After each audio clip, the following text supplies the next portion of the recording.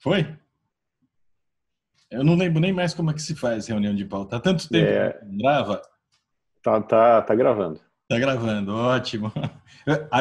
Agora, a partir de hoje, a gente vai gravar. Não, nem E eu prometa. prometo gravar 2 vezes por semana, reunião de pauta. O Jadir está procurando um patrocinador. Aliás, se você estiver cheio da nota aí e quiser publicar comerciais na nossa reunião de pauta, seja bem-vindo. A gente costuma recusar ofertas de dinheiro e anunciantes, mas se você passar pela triagem, olha, anuncie na reunião de pauta. Quem sabe assim a gente faz de uma maneira regular, né? Quem sabe assim a gente Agora que a gente. Não, criar o estímulo necessário. brincadeira, mas vamos adiante, né? E Bom, aí, hein? e aí? Começou essa porcaria aí dessa reunião de pauta? Não? A reunião de Essa, pauta porcaria começou. essa porcaria de eleição? Rapaz, a coisa. Agora saiu uma pesquisa, né? Ela A fazendo última uma pesquisa. pesquisa muito esquisita. As pesquisas estão todas estranhas. Já são estranhas em si, a gente Já, sabe, né? Por já, motivos, aqueles motivos que todo mundo imagina. é. Agora, fato é que a bússola tá sem norte mesmo, né? O que se tem de uma maneira muito clara é que o Bolsonaro tem ali os seus 22%, pelo menos, né?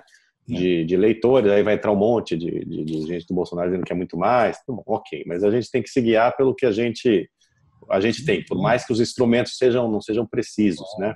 Ou sejam contaminados, enfim, como queiram. Uhum. Mas o fato é que ele tem lá, ele acha que tem.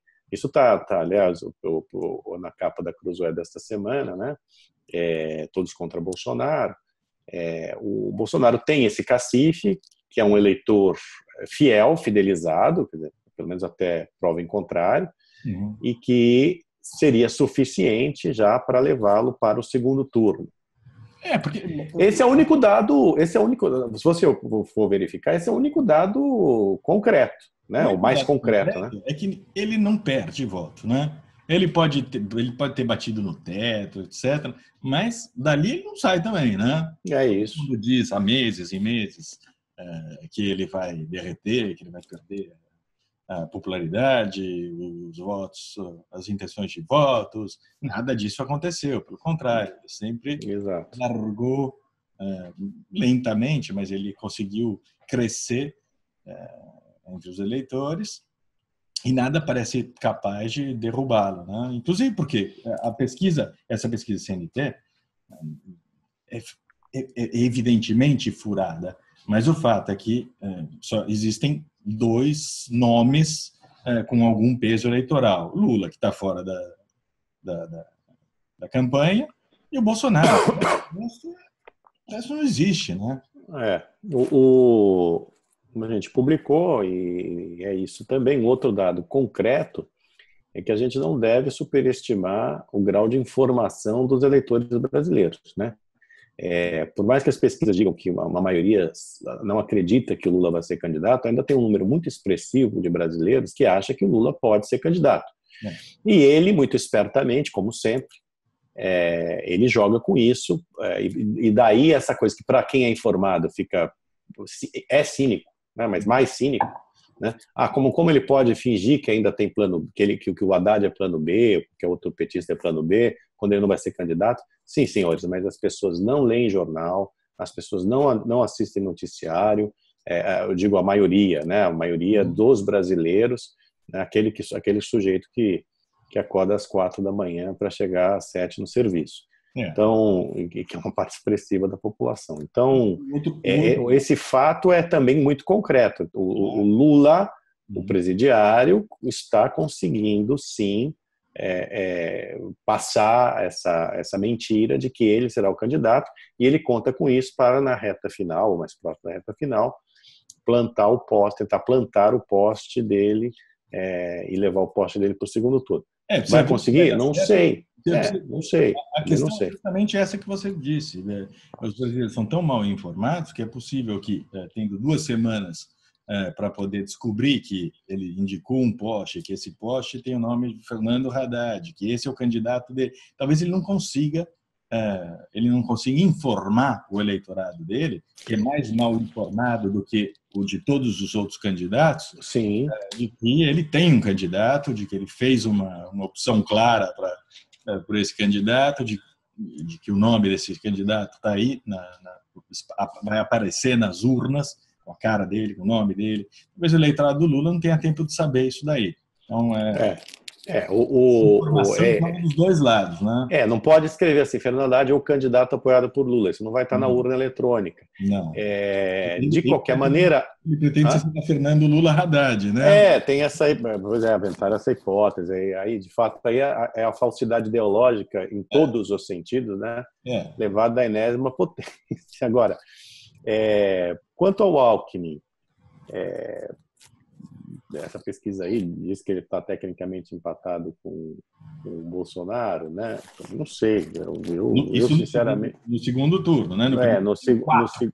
No segundo turno, pois é. Ele tem 4. Essas pesquisas reforçam essas pesquisas, e veja, não estou aqui dizendo a minha opinião, estou falando, é uma leitura, né?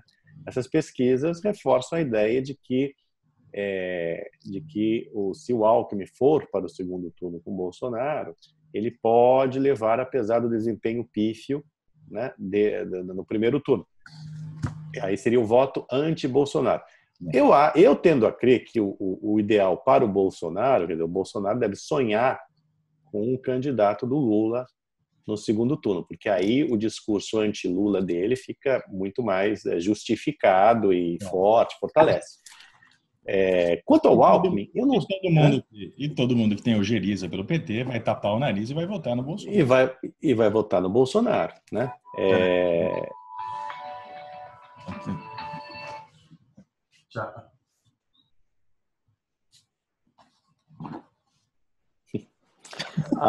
Quero ver você fazer isso um dia no Manhattan Connection. No Manhattan Connection, né? Quero ver você fazer isso um dia no Manhattan Connection, para ver se você dura lá, né? Bom, mas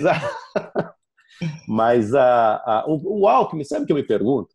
Você vem de um meio de publicidade, então você sabe que quanto mais você expõe um produto ruim, é pior para o produto, pior para as vendas do produto. Eu não sei se o Alckmin, com tanta exposição na TV, se isso vai ser Sabe que eu tenho sinceras dúvidas, porque ele de fato é um mau candidato, né? Vem provando isso nos debates e tudo mais. É aquilo, é o Alckmin.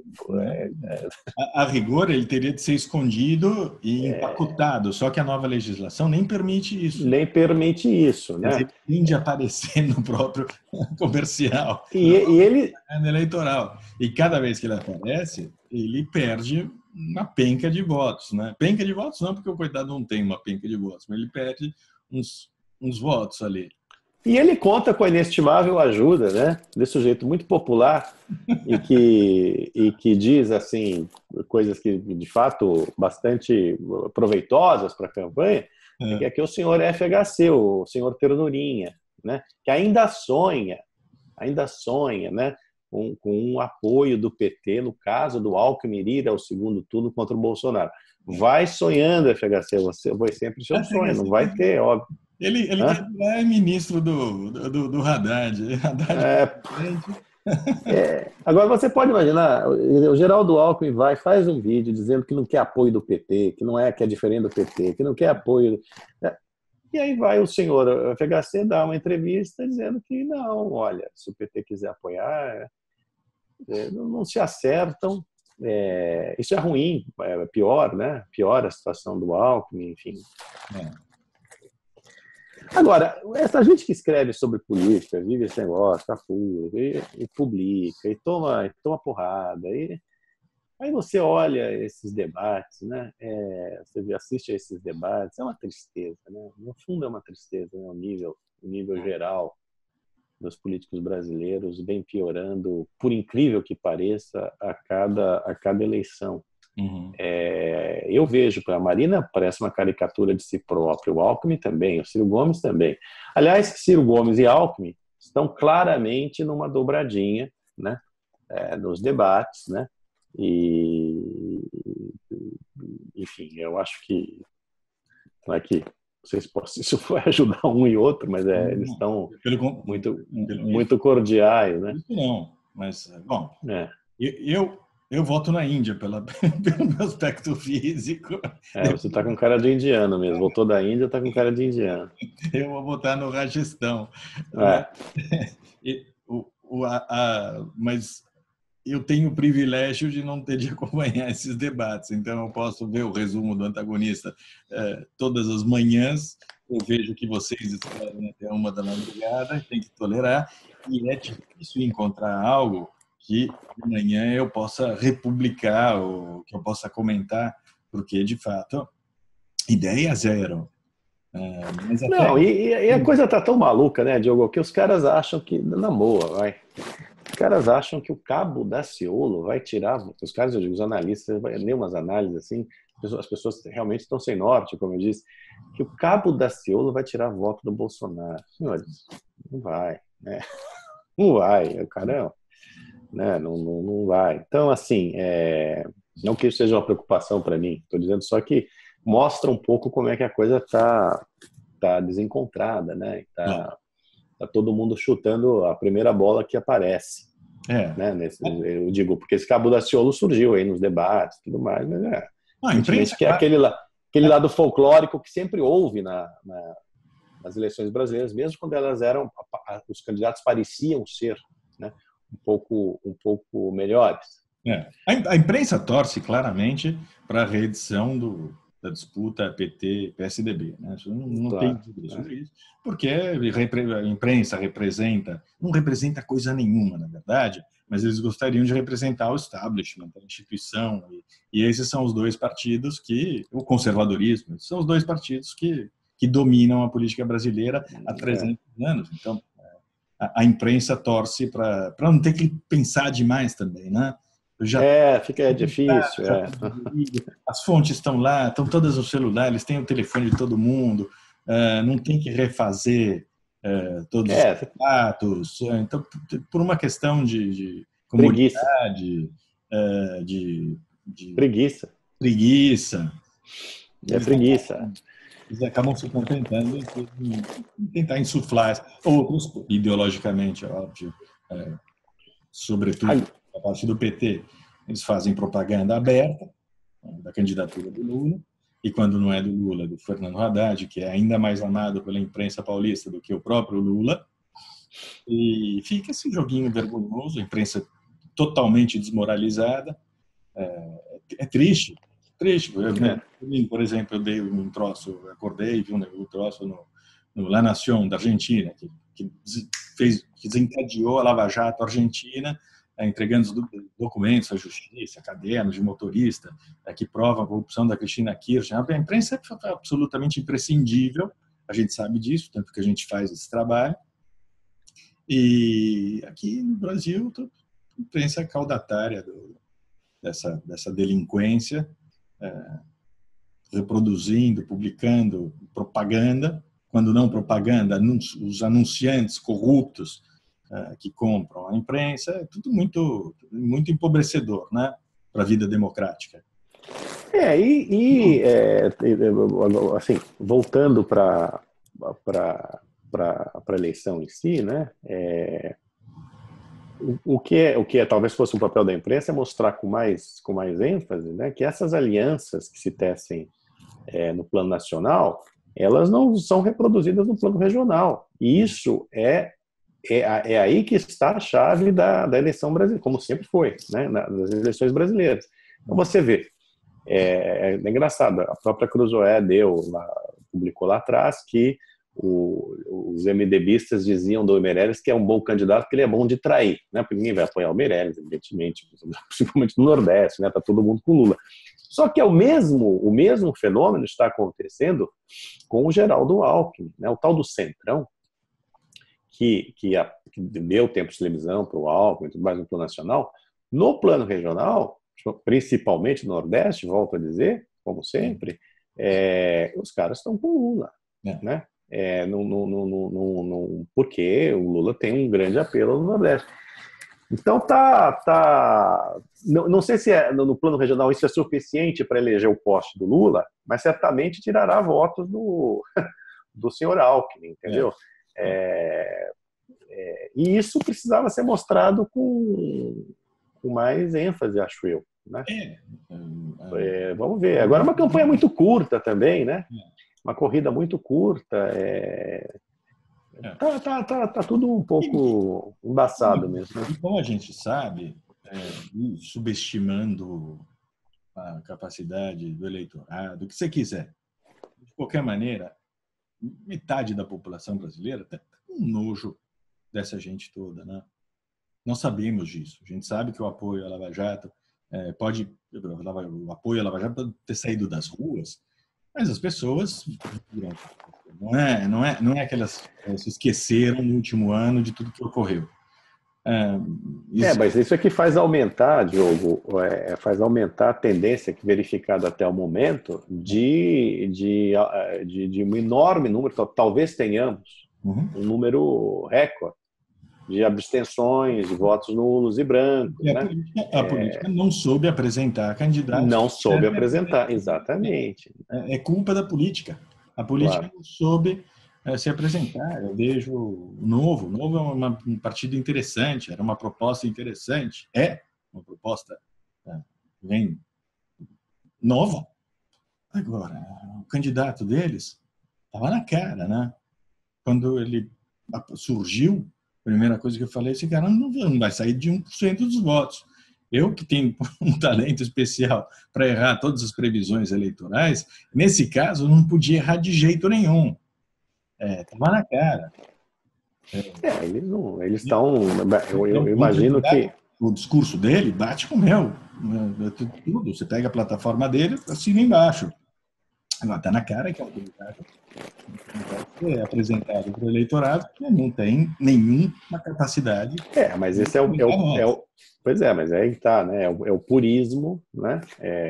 Que o Partido Novo prega. Eu imagino que eles estejam imaginando, né, que isso é uma semente que será plantada agora. Eu também não sei, porque o ecossistema brasileiro, né, político, não é muito propício a esse tipo de semente. Não estou dizendo que eles devam desvirtuar a mensagem deles ou a proposta deles. Bernardinho. Não sei também se o Bernardinho mas certamente teria mais votos do que o João Amoedo, né? Bernardinho era o melhor candidato que eles tinham à disposição. Deviam ter insistido com o Bernardinho, ele estaria lá na frente da Marina, do Alckmin. É óbvio.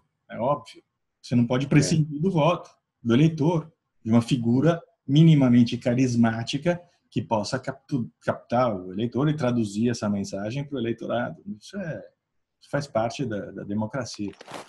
Marina Silva é outro, como a gente já falou, né? Uma caricatura de uma caricatura. Eu acho que a tendência dela a esvaziar-se. Né? Ela já é um quarto do que era em 2014, né? Pois é. Ela, quando surgiu... Quando as pesquisas mostravam que ela chegaria ao segundo turno, e aí entrou o Aécio. Né? Ela já despencou, ela já derreteu naquela eleição, mas ela começa hoje com um patamar 4 vezes menor. Assim como o Alckmin. Todos eles partem lá de baixo. Em relação ao que eles tinham, eles são candidatos que foram rejeitados pelo eleitorado e continuam assim. A única novidade é o Bolsonaro, de fato. Eu acho que como a gente estava falando no início, é isso. Né? É a única certeza, né? Assim, salvo que haja movimentos tectônicos inesperados, né? É que um candidato que tem 22% já de eleitores no primeiro turno, firmes, que parecem ser firmes mesmo, né? Já está no segundo. Né? E essa é a estratégia dele. Fidelizar, né, com perdão da má palavra, mais ainda esses eleitores que já estão com ele. No segundo turno ele vai para o palco. Em segundo turno é outra eleição. Desculpe o lugar comum, o clichê, Mas é verdade, segundo turno é outra eleição. E vai para o pau com o Haddad, é isso aí. E se for com Haddad, para ele é melhor, né? Se for com Alckmin, não. Né? Eu acho, inclusive, que a estratégia de campanha dele é bater muito no Alckmin, neste momento, até mais do que no PT. E o Fernando Henrique está dando muito aso a isso, né? Para evitar que o Alckmin vá para o segundo turno. Né? Eles querem, sim, o pessoal do Bolsonaro claramente quer ir para o pau com um petista, né? No segundo turno, porque é isso que você falou, as pessoas vão tapar o nariz, que eles não gostam do Bolsonaro. E o PT também, né? O PT também quer ir contra o Bolsonaro. Claro, a rigor todos querem ir com o Bolsonaro. Né? Então vamos resumir assim, todos querem ir contra o Bolsonaro. E o Bolsonaro na crença de que levarão. Não estou dizendo que muito provavelmente isso tudo é um jogo. Muito provavelmente sim, eu digo. Eu acho que é possível que o Bolsonaro seja o melhor candidato para esses caras. Né? Agora, com certeza, o Bolsonaro prefere o PT. Eu acho que é a única coisa que a gente pode dizer hoje. É isso. Acho que sim. Todos contra, por isso que estão todos contra o Bolsonaro. Né?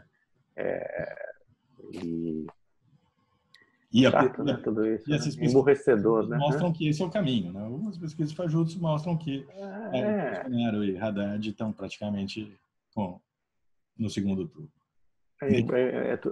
Tudo isso é muito emburrecedor, na verdade. Né? Mas a gente vai perder todos os patrocinadores aqui. Desse assunto. Mas nos próximos meses é importantíssimo. Não, eu digo emburrecedor porque não tem uma dinâmica nova, assim, né? Eu digo as propostas para o país, né? Assim, o que vai acontecer com o Brasil, né? Eu acho assim, eu já escrevi isso na Cruzoé, inclusive. Se o Bolsonaro for eleito, Paulo Guedes for mesmo ministro da Fazenda, e não houver grandes problemas com o Paulo Guedes, ou seja, se o Bolsonaro realmente se entender com o Paulo Guedes, como tem dizendo que se entende, né? Se o Congresso não criar grandes dificuldades, né? Ele vai conseguir fazer 10%, 15% do que pretende, o que já seria muito bom. Né? Não vai ser muito diferente de um Alckmin, do ponto de vista econômico, acho eu. Né?